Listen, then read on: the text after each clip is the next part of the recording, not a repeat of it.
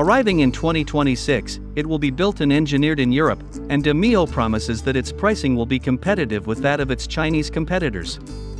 He said that the brand might be developed with the help of an outside partner.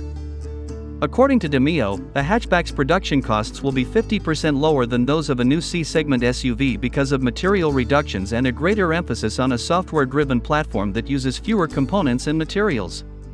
Similar to the original Twingo's unveiling 30 years ago, he stated the new model was a car from the guts of the Renault brand.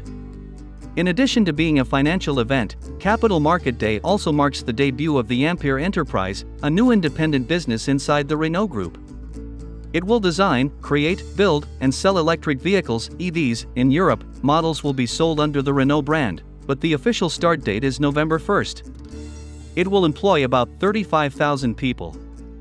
Ampere will prioritize reaching price parity between ICE and EV automobiles. It will use two current EV platforms from the Renault Group with an emphasis on B and C segment cars. Ampere Small, formerly CMF-BV, architecture will be used to build B-segment cars like the 5, 4, and Twingo, while Ampere Medium, formerly CMF-EV, architecture will be used to build C-segment cars like the Megane and Scenic.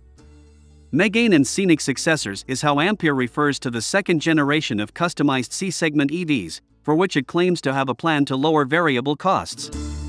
These are expected to arrive by 2027 or 2028, with an emphasis on reducing vehicle battery costs by 50%, platform and powertrain costs by 25%, and upper body vehicle costs by 15%. Additionally, it states that it will streamline operations to cut production and logistical expenses in half.